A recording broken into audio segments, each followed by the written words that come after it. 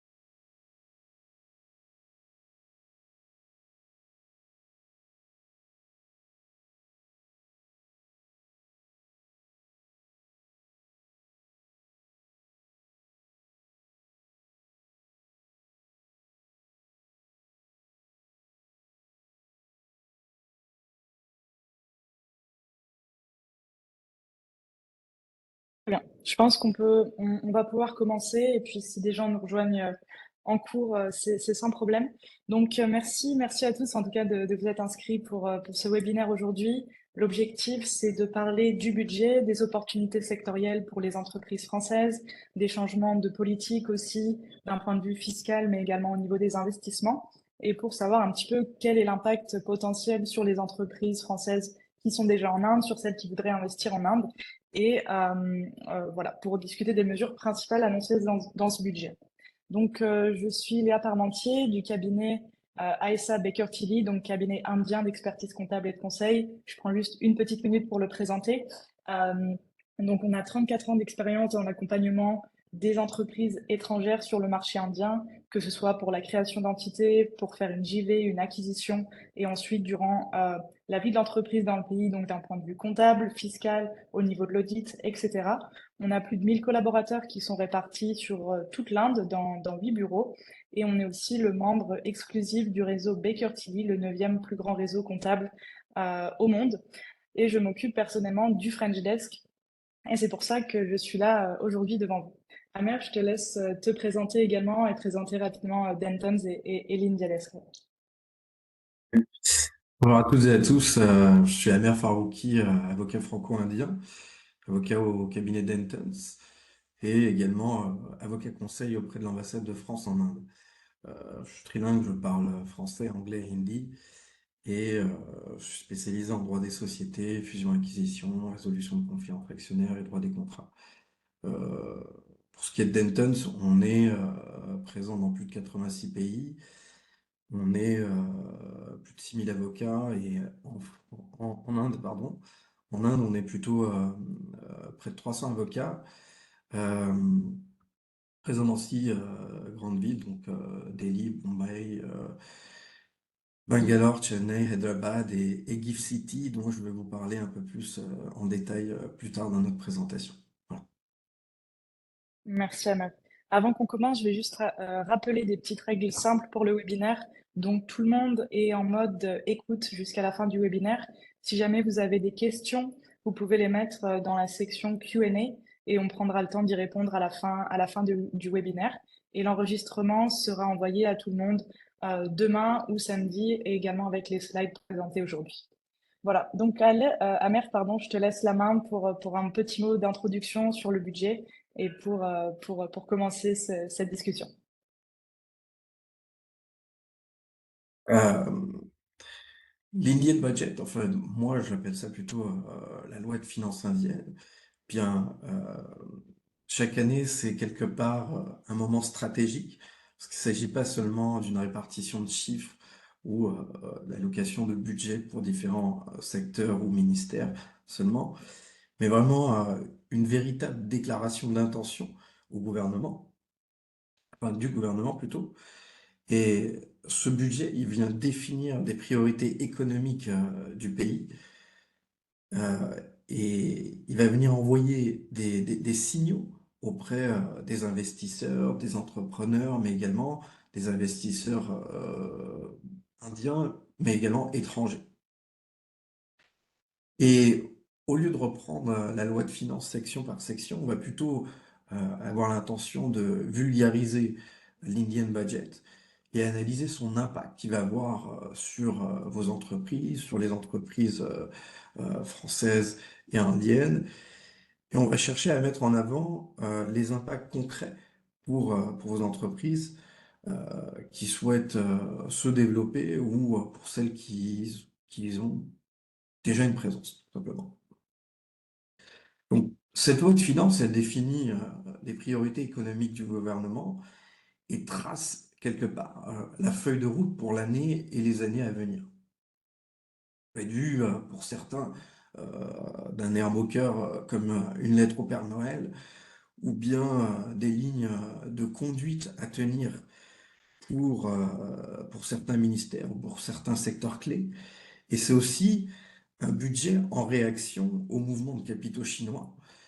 Euh, et donc une volonté de se positionner comme une alternative à la Chine, mais également un budget en réaction face aux annonces du récent nouveau gouvernement Trump. Et on le voit justement parce que, il y a eu des droits de douane qui ont été réduits dans plusieurs secteurs et pour plusieurs produits. Et c'est quelque chose de vraiment inédit pour la loi de finances indienne comparé aux autres lois de finances sur les autres années. Aujourd'hui, l'Inde, elle a effectivement une économie qui est en pleine expansion avec un PIB de 6,5%. Et son positionnement stratégique, euh, notamment sur la scène internationale, eh bien, attire des investissements étrangers. Et on voit qu'avec ces droits de douane réduits, on a vraiment et clairement une volonté de l'Inde de s'imposer comme une alternative crédible à la Chine pour devenir un peu une usine de production industrielle de masse, je dirais. Bon, bien sûr, je le dis avec un peu d'humour, les grands gagnants de cette Indian Budget, eh bien, ce sont nous, les avocats et les experts comptables, parce que justement, cet Indian Budget, il vient aussi annoncer une simplification des opérations de fusion-acquisition, mais également il annonce la simplification d'un d'un nouveau code des impôts qui va venir justement remédier à tous ces problèmes et ces frictions administratives que vous avez pu connaître. Voilà. On va avoir plutôt une approche sectorielle pour vous donner une analyse secteur par secteur, mais avant tout ça, on va plutôt prendre le temps de s'attarder sur les considérations fiscales. Euh, et pour cela, je vais laisser la parole à ma collègue Léa, qui commencera par là. D'abord. Merci beaucoup, Amer, pour cette introduction. Donc, comme Amer l'a évoqué, on va commencer par les impacts fiscaux les plus importants. On va évidemment pas parler de tous les amendements, mais qui touchent tous les secteurs. Et ensuite, on ira dans une analyse plutôt sectorielle dans lesquelles les entreprises françaises ont une grosse importance, par exemple le nucléaire, la défense, les énergies, etc., pour annoncer un petit peu les nouvelles opportunités et le budget qui a été alloué à ces secteurs. Donc je vais partager mon écran. On a préparé quelques slides pour rendre ça plus facile. Donc j'espère que tout le monde peut voir mon écran. Amer ou quelqu'un peut me le confirmer? Super. Ok. Donc on va commencer par la fiscalité directe et les propositions clés. Donc le premier point, comme Amer l'a évoqué, c'est l'introduction d'un nouveau projet de loi sur l'impôt direct qui devrait arriver cette semaine, donc peut-être aujourd'hui, demain, samedi, on ne sait pas trop. Mais ça, c'est vraiment une annonce majeure, pas spécifique à ce budget. Ça a déjà été annoncé en juillet 2024 en disant que ça allait arriver sous 6 mois. On est dans la période des 6 mois. Et ce 1er février, la ministre des Finances a annoncé que ça devrait être pour cette semaine. Donc on attend. C'est vraiment un événement important en Inde. C'est une réforme qui est attendue depuis longtemps parce que le code des impôts actuel date de 1961. Donc, et ça n'a jamais été entièrement réformé. Donc, cette réforme est vraiment attendue pour apporter plus de clarté, de simplicité, que ce soit pour les personnes en Inde, mais aussi pour les investisseurs étrangers. Et cette idée, c'est pas une idée nouvelle. Cette idée de refonte, elle a déjà été discutée en 2009. En 2014, le gouvernement a changé, donc les discussions ont été arrêtées. Et comme je l'ai dit, en 2024, ça a été annoncé, et là, on y est vraiment. Donc, quels sont vraiment les objectifs de cette nouvelle loi qui va arriver? Et je pense qu'on pourra en parler peut-être lors d'un prochain webinaire ou sur un article ou autre. Les objectifs, comme je l'ai dit, c'est plus de simplicité, donc avec des textes qui sont plus clairs, qui sont mieux rédigés, plus faciles à comprendre, donc aussi moins de contentieux avec le département fiscal ici en Inde. Deuxième objectif, la transparence. Donc pour réduire encore une fois les zones d'ombre qui peuvent être dans les textes, pour réduire le contentieux entre les entreprises, les individuels, mais surtout les entreprises et l'administration fiscale indienne. Et troisième objectif, c'est pour avoir plus d'harmonisation avec les standards internationaux et vraiment se rapprocher des pratiques fiscales mondiales. Donc, le principe est simple, faciliter à faire des affaires pour les entreprises et réduction des litiges fiscaux sont vraiment les deux piliers de cette nouvelle loi. Et on reste vraiment concentré et on attend cette loi parce que ça va peut-être être crucial pour les entreprises et on espère qu'elle va tenir toutes ses promesses. Le deuxième point, et pour ceux qui sont en Inde, j'imagine que vous en avez sûrement entendu parler, même peut-être de vos collègues indiens, c'est sur l'impôt sur le revenu pour les individuels ici. Euh, il y a un changement. En Inde, on a deux régimes, l'ancien régime et le nouveau régime. Donc le gouvernement pousse en fait les individus à se tourner vers le nouveau régime, qui a plus de tranches de revenus, qui a plus d'incitations fiscales aussi. Donc ici, cette année, ce qui a été fait, comme on peut le voir, c'est que les paliers ont été rehaussés. Donc ça fonctionne comme en France, hein, c'est par palier. Les paliers ont été rehaussés. Et qu'est-ce que ça signifie en pratique? Ça signifie qu'il n'y a pas d'imposition en fait sur les revenus qui sont inférieurs à 1,2 million de roupies, 12 lakhs, ce qui représente environ entre 13 et 14 000 euros. Donc ça, c'est vraiment un gros boost de 1 pour la classe moyenne indienne, mais on peut aussi l'assimiler dans le cadre des expatriés, par exemple. Si vous êtes une PME française, vous envoyez un expatrié en Inde, c'est quand même un certain coût. Donc là, le salaire va être le même, mais la fiscalité va être un petit peu abaissée. Donc, c'est aussi à prendre en considération parce que le package total de l'expatrié va baisser, donc un poids fiscal un peu moindre sur les entreprises. Donc, ce qu'il faut retenir ici, c'est que c'est évidemment applicable aux résidents indiens et aux expatriés qui sont résidents indiens, donc plus de 182 jours par an, par année fiscale même, sur le territoire indien, et donc qui font leur déclaration d'impôt ici en Inde. Le nouveau régime, il est souvent plus avantageux pour les expatriés parce que beaucoup de déductions qui sont dans l'ancien régime sont plutôt pour les résidents indiens et de nationalité indienne, j'ai envie de dire. Deuxième point à retenir, c'est que cette nouvelle réduction, enfin ce nouveau régime et ces 12 millions, ces 12 lakhs, pardon, 1,2 million de roupies, ça va s'appliquer seulement sur les revenus courants. Donc, par exemple, si vous avez des revenus qui sont taxés à un taux spécifique, comme par exemple les plus-values, ça va pas rentrer dans le cadre. Mais pour les revenus courants, tels que les salaires, tels que les intérêts bancaires, etc., ça s'applique bien. Le troisième point, ici, qui est important, et aussi important pour les entreprises, c'est que la classe moyenne indienne, comme vous le savez sûrement, est en énorme développement, euh, ça va augmenter leur pouvoir d'achat. Donc, la consommation intérieure va être boostée et dans certains secteurs, ça peut avoir un impact direct sur vos activités. Un autre point important de ce budget 2025 et même de toute façon dans la fiscalité internationale, c'est le prix de transfert, donc qui intervient surtout quand on a des relations entre parties liées. Donc, imaginons entre votre société mère en France et votre filiale indienne, le prix de transfert en général va être applicable. Et il faut savoir que c'est le sujet fiscal qui est le plus litigieux en Inde depuis son introduction en 2002. Pourquoi c'est un sujet litigieux? C'est en fait que le prix de transfert, c'est pas une science exacte. Le prix de pleine concurrence, c'est pas non plus une valeur absolue, parce que c'est une estimation qui est plutôt basée sur des comparables, sur des analyses économiques, sur ce qui se passe dans le marché. Donc c'est pour ça qu'il y a beaucoup de contentieux. On va prendre un exemple très simple juste pour l'illustrer, et si vous avez des questions, on pourra en discuter ensuite. Si je suis société mère, j'ai une filiale indienne qui a des opérations en Inde. Euh, cette filiale indienne réalise une marge nette de 7% sur ses revenus, enfin pardon, une marge de 7% sur ses activités en Inde.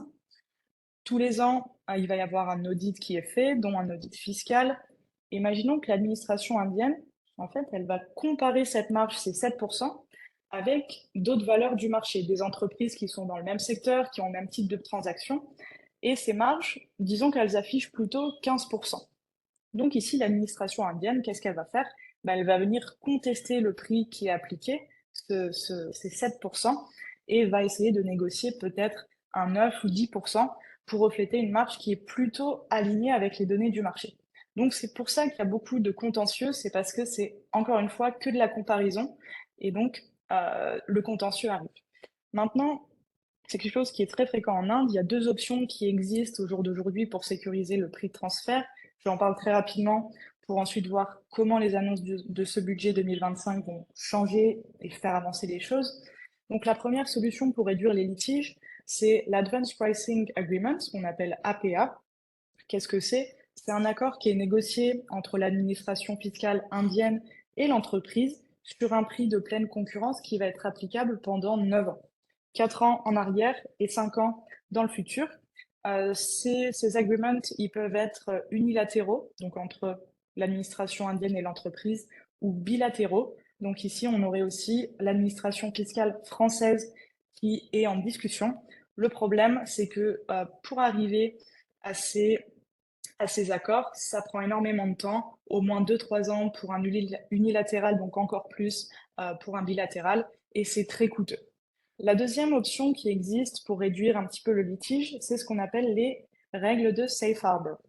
Qu'est-ce que c'est? Le safe harbor, ce sont en fait des marges qui sont prédéfinies par l'administration fiscale. Euh, Par exemple, je reprends mon exemple tout à l'heure, mon entreprise française qui fait 7% et qui applique un prix de marge nette de 7%. Imaginons que dans ce secteur, sur ce type de transaction, le safe harbor va définir une marge habituelle de 8 à 10%. Donc moi, ce que je vais faire, ma marge est 7%, mais si je veux, je vais aller déclarer 8% quand je fais mes déclarations fiscales en Inde. Comme ça, je suis bien dans la fourchette des 8 à 10%. Et donc, je sais que je ne vais pas avoir de contentieux là-dessus parce que je suis bien dans le safe harbor. Maintenant, on pourrait dire, voilà, c'est pratique, ça nous évite les litiges. Là, il n'y a qu'1% d'écart. Mais si jamais l'administration fiscale indienne me dit que mes règles de safe harbor sont entre 12 et 15%, là, je dois passer de 7 à 12. Donc, c'est vraiment une discussion qui est différente. Est-ce que je préfère garder mes 7%, aller au tribunal, faire appel et essayer de gagner cette décision? Pourquoi pas? Mais voilà, c'est ce qui existe. Maintenant, dans le budget 2025, il y a deux points qui sont importants à noter. C'est l'extension du Safe Harbor. Donc, le gouvernement a annoncé une extension. Ça n'a pas encore été complètement défini, mais ça devrait inclure plus de transactions, plus d'industries et aussi avoir des marges qui sont plus adaptées. Donc on attend d'avoir un petit peu plus d'informations sur ce sujet. Et le deuxième point, au niveau du prix de transfert, c'est qu'il y a une introduction d'un régime d'évaluation par bloc pour assurer la certitude fiscale dans la détermination du prix de pleine concurrence. Je vais l'expliquer. Euh, Si on prend le petit graphique qui est en dessous, ce qui se passe en Inde, je fais ma déclaration fiscale et peut-être que dans 5 ans, ou imaginons on est en 2025, j'ai fait ma déclaration fiscale sur l'année 2019-2020 et les autorités fiscales trouvent qu'il y a un truc qui cloche et ben, peut-être que ma marge nette de 7% devrait être à 10%. Donc le tax officer, il va sélectionner mon cas qui était examiné, il va l'envoyer au Transfer Pricing Officer, le TP Officer, et ce TP Officer, il va déterminer un prix de pleine concurrence que je peux appliquer. Donc moi, je suis contribuable. Imaginons qu'il me propose une marge de 9%, je l'accepte. Et en fait, ce qui va arriver, c'est que ces 9%, je peux continuer à les appliquer sur les 2 années suivantes et sur des transactions identiques et similaires. Donc, ce qui m'arrive, c'est que ben, pendant les 2 prochaines années, avec mon 9%, je sais que j'aurai pas du tout de litige et ça peut m'assurer justement ben, d'éviter tout contentieux. Maintenant, le problème qui peut arriver, si jamais en 2019-2020, j'ai mon 7% et que je dis, OK, je prends le 9%, et donc c'est un bloc de 3 ans. Donc c'est pour ça qu'on appelle le régime d'évaluation par bloc, car c'est des blocs de 3 années. Peut-être que l'année suivante, en 2020-2021, mon dossier, il n'aurait pas été examiné par le tax officer.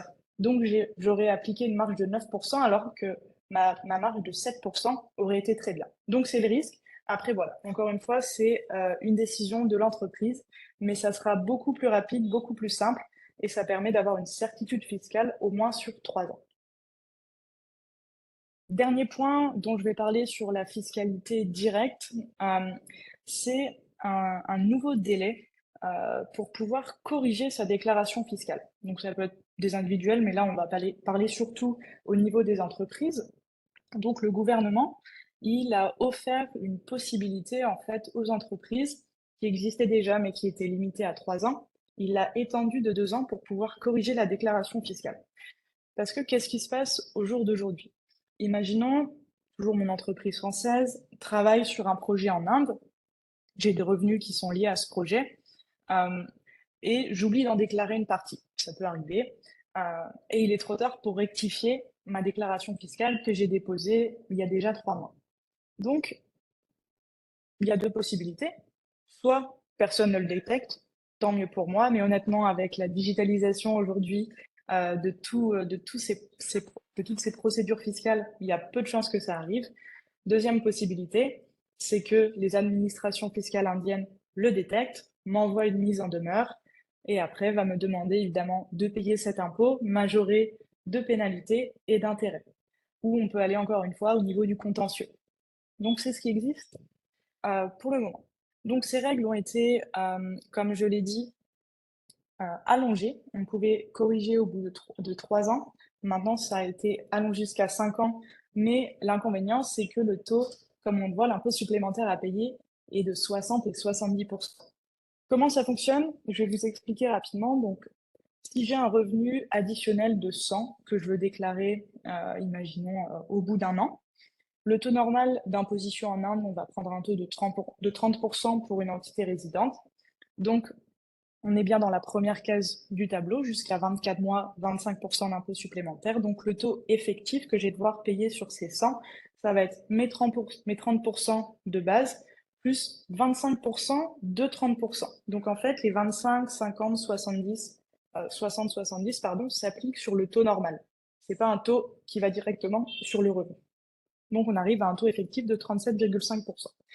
Ici, pourquoi c'est important? Parce que c'est encore une fois dans l'optique de faciliter les affaires, d'éviter le contentieux entre les entreprises et l'administration fiscale indienne. Euh, Parce que, comme on dit, faute avouée à demi pardonnée. Donc, si on attend trop longtemps pour corriger ces erreurs, ça va partir en litige. L'administration fiscale indienne peut avoir du mal à comprendre aussi. Donc, ce qu'il faut retenir, c'est que maintenant, on a 5 ans pour corriger une erreur fiscale au lieu de 3 ans auparavant. Et l'objectif, c'est évidemment d'éviter, comme j'ai dit, les contentieux inutiles Parce que si ça m'est arrivé sur l'année 2019-2020, que le tax officer s'en rend compte et va faire une étude et vraiment un examen sur cette année. Il peut me demander déjà plein d'autres questions par rapport à cette année, mais il va pouvoir aussi me demander et se dire, bon, si c'est arrivé en 2019-2020, c'est sûrement arrivé en 2020, en 2021, en 2022, etc. Donc corriger, ça peut éviter ce genre de problème. Voilà pour la partie de la fiscalité directe. Je vais prendre 2-3 minutes sur la fiscalité indirecte parce qu'il n'y a pas énormément de Vas-y, changements.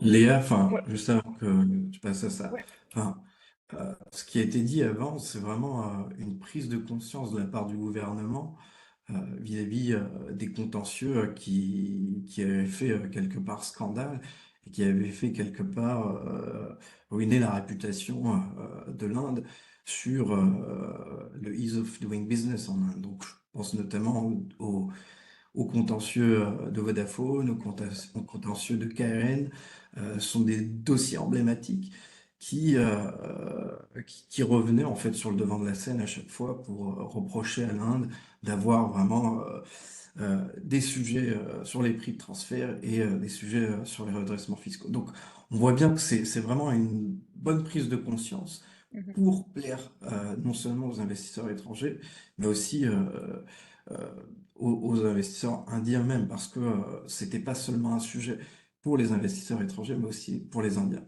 Donc c'est quelque chose de très positif. En effet. Donc toujours dans cette idée de faciliter les affaires en Inde et de limiter le contentieux et tout le budget et on va dire aligner dans cette direction. Pour la fiscalité indirecte, deux choses qui peuvent être importantes pour les entreprises qui investissent ou qui souhaitent investir en Inde. Euh, Au niveau des douanes et des marchandises, etc., un système va être mis en place, c'est ce qu'on appelle le système track and trace, qui est en fait un marquage électronique et unique pour certaines marchandises. Et l'objectif, c'est de suivre les biens en fait à travers toute la chaîne d'approvisionnement, savoir où ils ont été produits, où ils ont été entreposés, etc. Donc ici, l'impact en fait et les bénéfices attendus, c'est pour réduire l'évasion fiscale parce que les autorités se disent il y a sûrement des biens qui ne répondent pas à toutes leurs obligations et qui passent peut-être un petit peu et on n'a pas de moyens de traquer tout ça. Donc c'est un premier point. Améliorer la transparence. Encore une fois, on est dans le thème de l'ease of doing business, moins de contentieux et surtout pour les investisseurs étrangers, ça peut les rassurer d'avoir un suivi de tout ça. Donc la prochaine étape, on attend les précisions sur les biens concernés, ça n'a pas encore été évoqué, donc à voir peut-être dans les prochaines semaines sur quel bien ça va fonctionner. Enfin, un abonnement rétroactif d'un point de vue de la GST, donc la Goods and Services Tax, la taxe sur les biens et les services, on va dire un peu l'équivalent de la TVA en France, qui concerne les zones économiques spéciales, les SEZ, et également les Free Trade Warehousing euh, j'ai oublié le S, les zones de stockage en vue d'exportation. Euh, Ici, qu'est-ce qui change? En fait, c'est que l'approvisionnement des biens au sein d'une SEZ ou d'une FTWS, en vue soit d'une exportation ultérieure ou bien d'une mise à disposition de ces biens dans une zone de tarification nationale, une MTA, ce ne sera plus considéré comme une fourniture taxable. Encore une fois, ici, on est dans les taxes indirectes, on est d'un point de vue GST. Et cet amendement, il est rétroactif. Ça veut dire que cette mesure, elle va s'appliquer depuis l'introduction de la GST, autrement dit le 1er juillet 2017. Et ce qu'il faut noter, c'est que les taxes qui ont été déjà perçues sur ces transactions, elles ne seront pas remboursées. Donc si jamais vous êtes dans une SEZ ou avez ce genre de transaction, les entreprises qui ont payé ces taxes ne pourront pas en demander la restitution. Voilà au niveau de la fiscalité et je vais laisser la main maintenant à Amer, plutôt au niveau des opportunités sectorielles. Et si jamais vous avez des questions spécifiques, n'hésitez pas à les poser. Ouais. Il y a plusieurs secteurs qui ressortent et on va les évoquer bien sûr, mais d'emblée de jeu, enfin, l'un des secteurs qui est sur le tas de la pile, on va dire, c'est le secteur du nucléaire. D'accord? Il y a vraiment un tournant significatif parce que justement on y trouve des annonces majeures qui viennent accroître la capacité nucléaire de l'Inde et qui vient justement encourager la participation du privé. Et d'ailleurs, j'entends déjà, enfin, les équipes d'EDF se dire enfin, enfin, le gouvernement nous annonce justement modifier la loi sur l'énergie atomique de 1962 et la loi sur la responsabilité civile en matière de dommages nucléaires de 2010, puisque c'est ces deux lois-là qui bloquaient le lancement des centrales nucléaires de Jatapo et des autres centrales nucléaires qui va justement venir mettre un pied dans la porte et amorcer les futures annonces.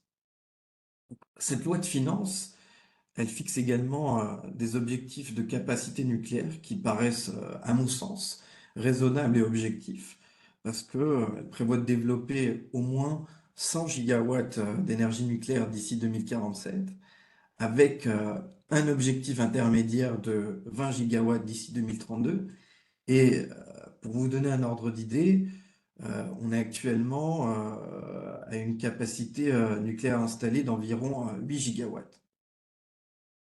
Autre chose qui est vraiment intéressant, c'est que le budget propose la création d'une mission dédiée à l'énergie nucléaire avec une enveloppe de 2,31 milliards de dollars. Et cette mission se concentrera sur la recherche et le développement de petits réacteurs modulaires avec l'objectif de mettre en place au moins 5 réacteurs modulaires d'ici 2033. L'idée, c'est vraiment d'utiliser la success story de ces réacteurs modulaires qui seront mis en place dans des villes semi-urbaines pour généraliser ça à l'ensemble du territoire indien. Et donc, de quelque part, de pouvoir parler de cette success story pour l'étendre au territoire indien. On voit, il y a vraiment une volonté du gouvernement indien de s'émanciper du charbon et des combustibles fossiles.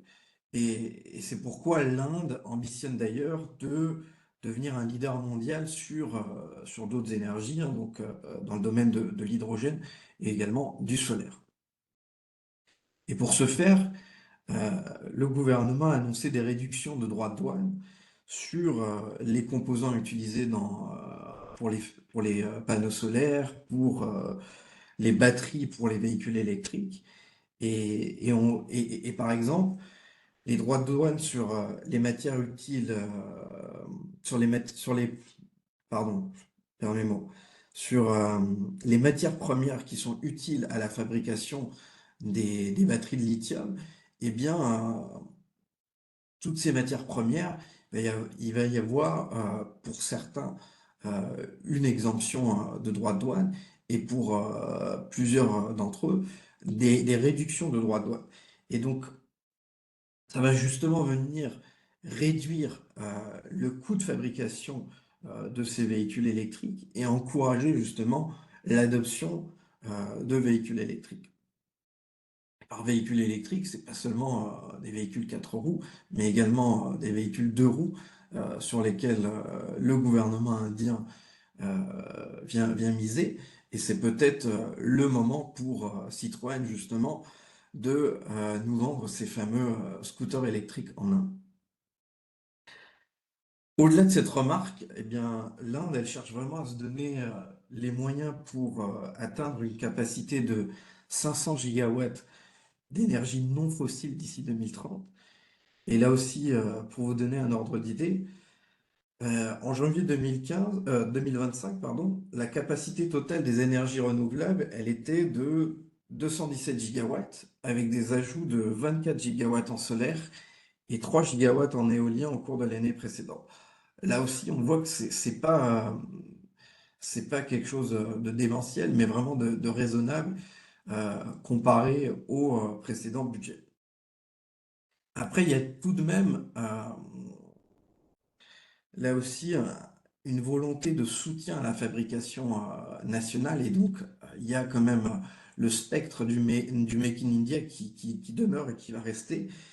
Et donc, le budget vient mettre l'accent sur la fabrication nationale pour les énergies renouvelables. C'est pour ça qu'il y a des réductions de droits de douane sur les cellules et les modules qui viennent s'agrémenter sur les panneaux solaires, ainsi que des réductions sur les matières premières utiles pour la fabrication des batteries électriques.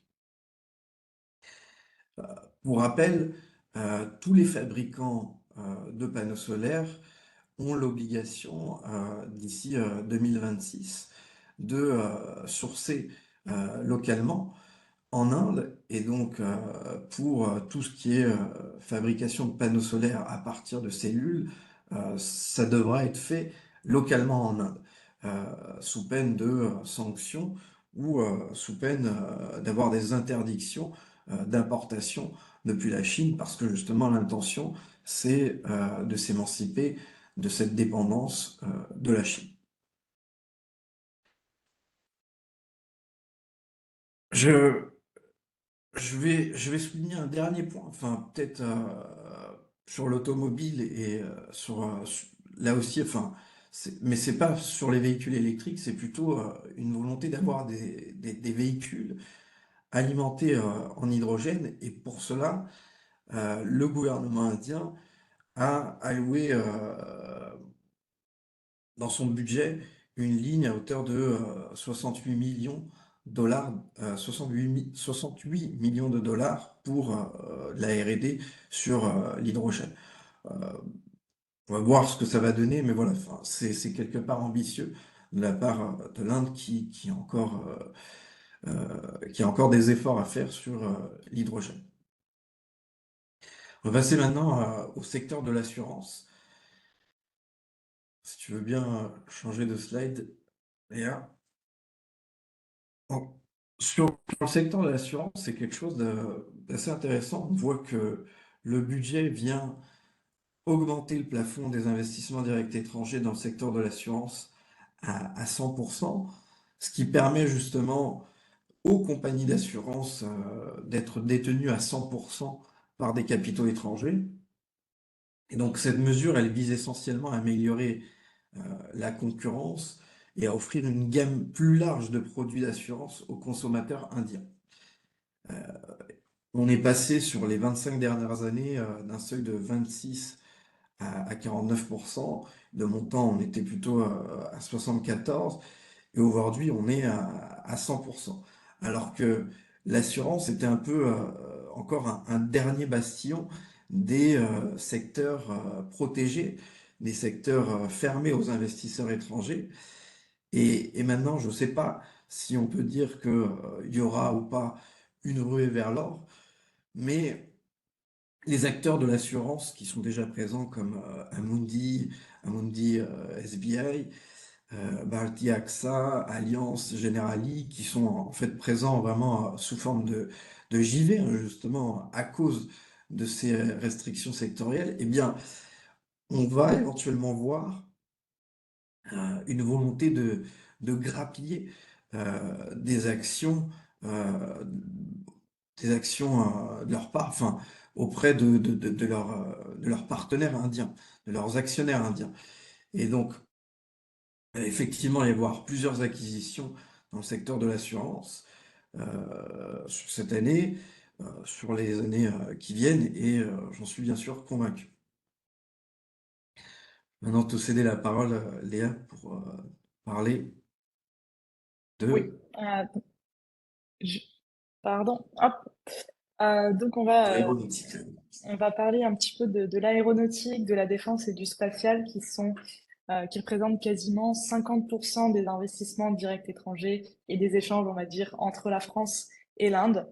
Donc au niveau de la défense, cette année, il y a encore eu une augmentation du budget de défense qui était déjà important pour l'Inde. Donc, on est à 78, quasiment 79 milliards de dollars, donc une augmentation de 9,5%. Et on a aussi, dans la R&D pour la défense, une augmentation de 12% au niveau du budget qui est alloué. Et quelque chose d'important qui va arriver cette année en 2025, ça va être la mise à jour du Defense Acquisition Procedure, donc du DAP 2020. Qu'est-ce que le DAP? C'est en fait une procédure qui va définir les règles pour l'acquisition de tout ce matériel de défense.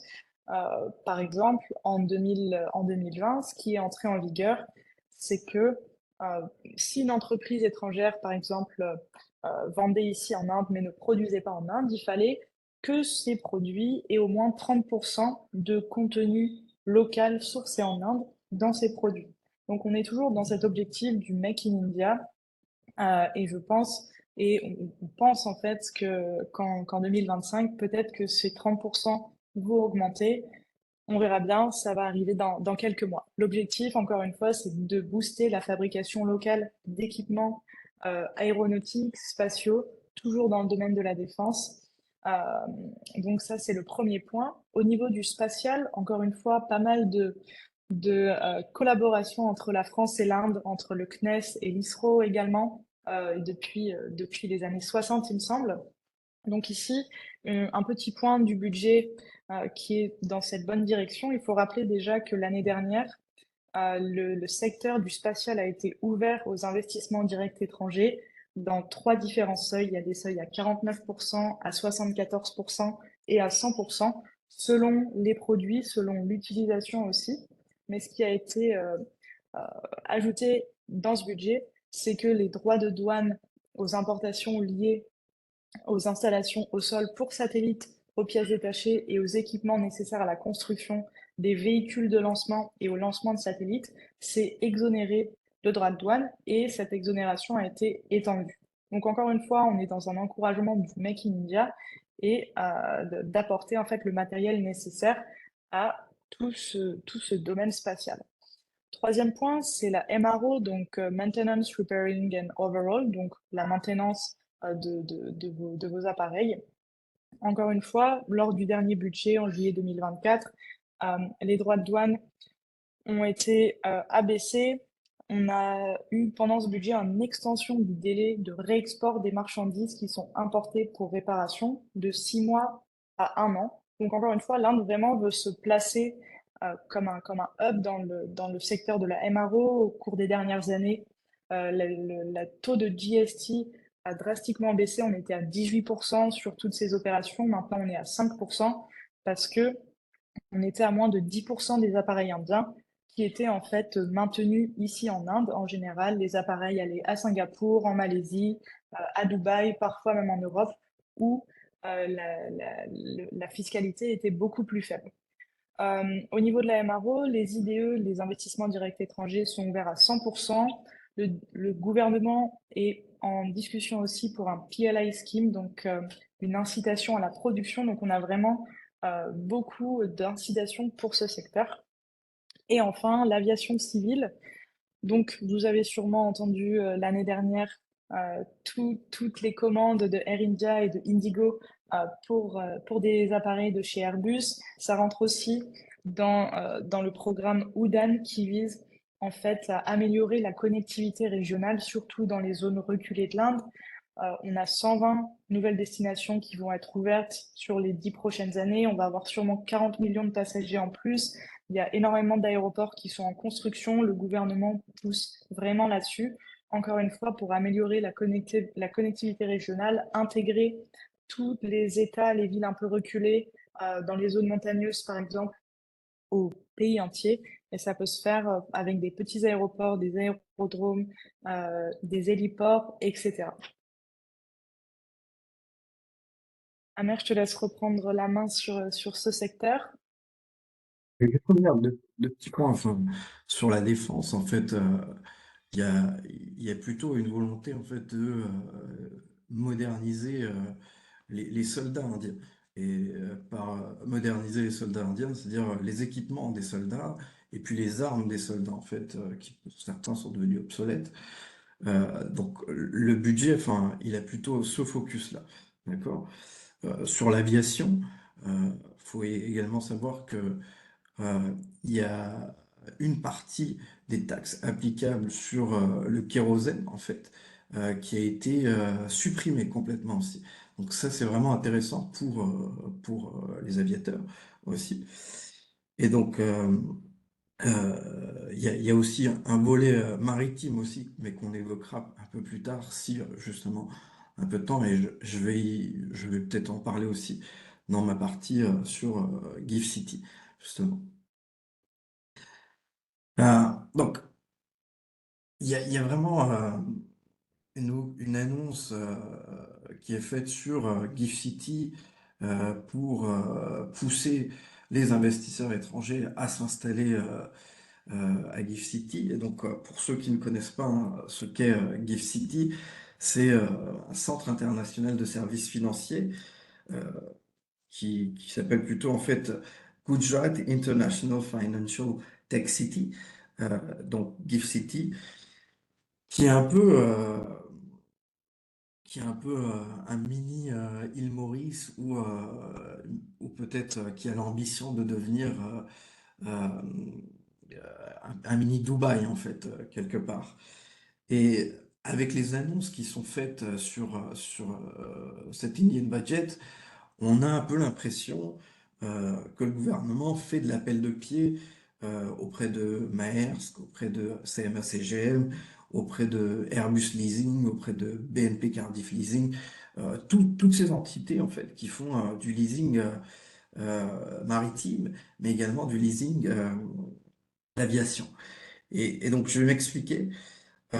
Donc pour ceux et celles qui ne connaissent pas Gift City, comme je le disais, c'est un peu une sorte de mini île Maurice ou Dubaï, parce que justement, il y a des allègements fiscaux pour attirer des entreprises essentiellement financières et technologiques.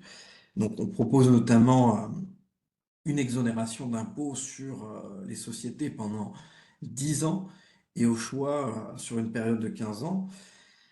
Et vous avez également pas d'impôt sur les dividendes et une exonération des plus-values sur les capitaux. Et il y a également aucune taxe sur les transactions de change, contrairement aux autres places financières en Inde. Et enfin, il y a une exemption de GST sur les services financiers internationaux. Donc, un exemple, HSBC s'est installé à Gift City pour justement gérer des fonds destinés à des marchés asiatiques, donc, notamment Singapour, Vietnam, Malaisie, Indonésie, et elle bénéficie à ce titre d'une imposition quasi nulle sur ses opérations internationales, puisqu'elle peut faire des transactions dans la devise qu'elle souhaite sans avoir des restrictions de la part de la Reserve Bank of India, ce qui est le cas si vous êtes dans d'autres zones en Inde. Donc la nouveauté avec ce budget, c'est l'introduction d'avantages spécifiques aux activités de leasing de navires, mais également pour les bureaux d'assistance et les holdings, pardon, pour les bureaux d'assurance et les holdings justement financières. Donc, je parlais de AXA Amundi, ben, peut-être que AXA Amundi vont justement s'installer maintenant à Gift City parce que toutes les planètes sont justement alignées.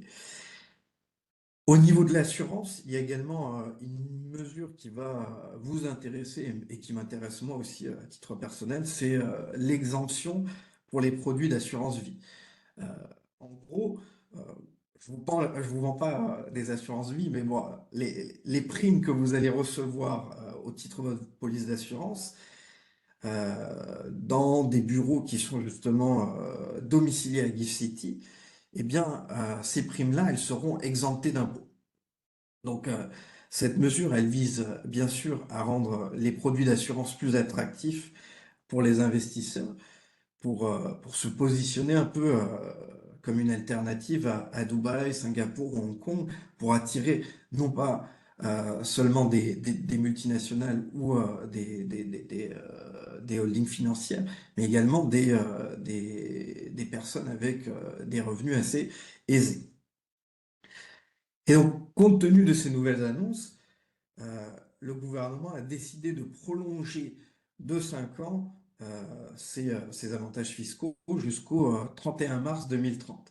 Donc la période durant laquelle les entités établies à Gift City pourront bénéficier d'exemptions fiscales, elle va être étendue jusqu'à 2030.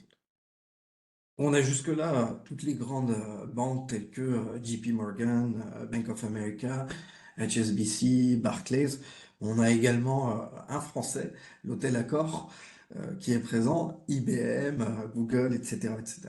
Mais l'idée, c'est vraiment d'avoir des grands champions à Gift City pour justement attirer d'autres grandes multinationales. Et on le voit justement dans la logique des pitchs des représentants du gouvernement indien, c'est de nous dire que on a Apple présent en Inde, on a également Samsung présent en Inde, on a Tesla qui s'intéresse à l'Inde, et donc vous voyez maintenant aussi à Gift City, et voilà.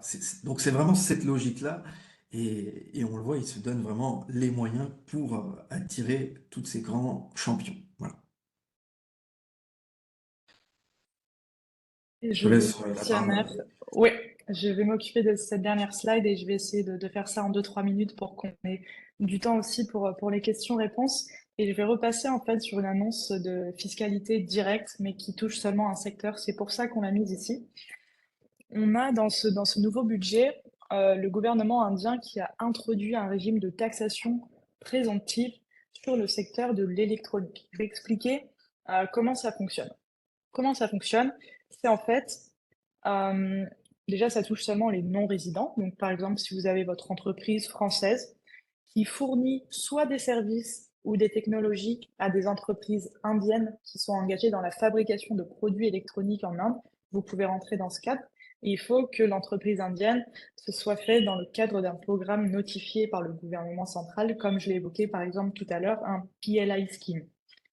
Qu'est-ce que cet amendement dit? Il dit qu'une seule fraction du revenu est imposée ou imposable, qui représente 25% du chiffre d'affaires et qui va en fait amener un taux effectif d'imposition inférieur à 10%. J'ai mis un petit exemple à droite pour expliquer comment ça fonctionne. J'ai un chiffre d'affaires de 100, je suis non résident et je fournis des services à une entreprise indienne qui est dans ces critères. Donc mon revenu imposable, on a dit que c'était 25% du chiffre d'affaires. Donc mon revenu imposable va seulement être de 25. Et ensuite, le taux normal d'imposition pour une entreprise étrangère en Inde est de 35%. Donc en fait, mon taux effectif d'imposition, ça va être ces 25% multiplié par les 35% d'impôt. Donc en fait, mon taux effectif d'imposition à la fin va être de 8,75 au lieu des 35% normalement appliqués sur ce type de transaction. Donc pourquoi cette mesure?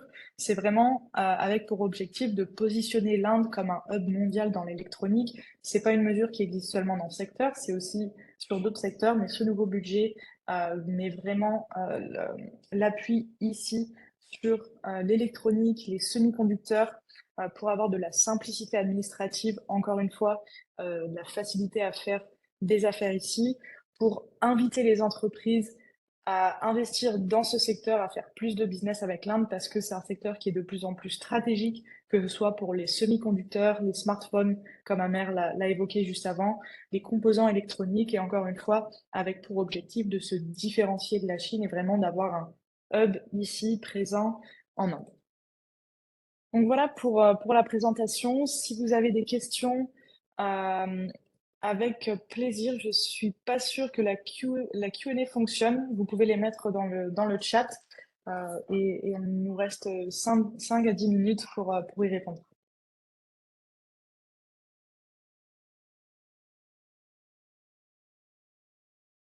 Ou alors c'est qu'on a été très clair, ce qui est aussi très bien. On va peut-être euh, parler enfin, des secteurs qu'on n'a pas évoqués, enfin, notamment, enfin, je ne sais pas si certains d'entre vous sont concernés ou pas, enfin, mais dans le secteur agricole, justement, il y a également eu des annonces et euh, bon, certains viennent critiquer ça aussi en disant que voilà, c'est vraiment euh, les mesures qui sont faites à destination d'un certain État de l'Inde. Euh, parce que la loi de finances, en fait, en quelque sorte, sur le secteur agricole, vient annoncer des semences et des graines de haut rendement, donc de haute qualité, en fait, quelque part. Et elle vient aussi allouer un budget pour le stockage des récoltes parce qu'il y a beaucoup de gaspillage en Inde. Il y a des problèmes sur le stockage des récoltes. Et donc, euh, je trouve que voilà, enfin, c'est des mesures qui sont assez euh, positifs et qui viennent justement s'inscrire dans cette prise de conscience. En fait, quelque part, durant toutes ces 10 dernières années, l'Inde en a pris plein la gueule, pardon de dire ça, et on lui a fait beaucoup de reproches. J'ai l'impression qu'elle a pris conscience de ces reproches-là pour justement remédier à tous ces maux, voilà, quelque part. Et c'est pas le cas seulement dans l'agricole, hein. Je le disais aussi pour les sujets fiscaux aussi. Ça a vraiment été un gros cas. Voilà. On a Une autre reçu une chose, enfin, question. On a juste reçu une question, donc je me permets de te couper, comme dis-moi. ça on y répond. Vas-y. Quelqu'un a demandé si on pouvait rentrer un petit peu plus en détail sur le MRO. Euh, on peut, après, vu que c'est vraiment un secteur spécifique, on pourra peut-être se connecter en privé et vous envoyer un peu plus d'informations là-dessus, sur aussi les incitations fiscales, les allègements administratifs qui ont été faits dans ce secteur. On a de la documentation qui est prête sur tout ça, donc on pourra vous l'envoyer après le webinaire, si si c'est possible. Et on a une deuxième question sur le transfer pricing. Donc, dans le budget 2025, dans le cas où on applique la marge de X% préconisée par le TP Officer pour les 2 prochaines années, cela signifie que l'on a déjà eu une notice de la part du TP Officer qui préconise un taux. Je vais juste repartager mon écran pour vous expliquer le process. Euh, donc, on est ici. En effet, la première case, il faut que le cas ait été sélectionné dans le cadre d'un examen et renvoyé au TP Officer. Donc oui, il faut que la notice soit déjà envoyée de la part du TP Officer pour pouvoir avoir ce bloc des 3 ans, en espérant que ça réponde à la question. Sur la question de MRO, euh, vous évoquez en fait quelque part des équipements qui sont envoyés pour réparation, enfin c'est le rôle du MRO, hein, en Inde, ensuite pour repartir justement en France parce qu'il y a un service de SAP. Faut savoir que le traitement de ces pièces-là, en fait, il y a des exemptions fiscales dessus, mais limitées dans le temps. C'est-à-dire que X ou Y pièce va être envoyée en Inde. Il me semble, c'était pour 6 mois avant. Maintenant, ça doit être envoyé pour max un an. Et c'est sur ces un an-là que vous allez avoir des exemptions fiscales. Au-delà, ces exemptions fiscales ne seront pas applicables. C'est vraiment ça l'intention des annonces qui ont été faites sur le MRO de la part de l'Indian Budget. Exactement. Petite question supplémentaire sur les mesures d'exonération fiscale en import-réexport. Est-ce que tout le territoire, est-ce que c'est sur tout le territoire ou limité à des zones franches? Donc j'imagine qu'on parle de ce point-là. Donc comme on le dit ici, c'est vraiment au sein d'une zone économique spéciale ou d'une Free Trade Warehousing Stockage Zone. Et on a ensuite soit une exportation ultérieure ou une mise à disposition dans la zone de tarification nationale. Donc il faut vraiment qu'on rentre dans l'un des deux critères. On pourra revenir vers vous aussi avec un petit peu plus de détails sur l'application de cet amendement rétroactif et les zones qui sont touchées. Et dernière question je pense que c'est aussi pour la MRO. Est-ce que ça concerne les biens d'équipement français vendus en Inde et retournés en France pour SAV, par exemple? Donc ça, on y répondra en même temps que la réponse sur le MRO, vu que ça vient de la même personne. Si jamais il n'y a pas d'autres questions, je pense on peut s'arrêter ici pour aujourd'hui. Merci beaucoup, Amer, pour ta présence. Merci à chacun d'entre vous de vous être connectés aujourd'hui. On espère que vous avez trouvé ça utile. Si jamais vous avez des questions, vous pouvez nous envoyer un email à soit amer.farouki@dentons.com, si je me trompe pas, ou à lea.parmentier@asa.in, et on vous enverra les slides qui ont été présentés et l'enregistrement de cette présentation dans les prochains jours. Merci beaucoup et bonne journée. Merci, Amer. Merci. Au revoir.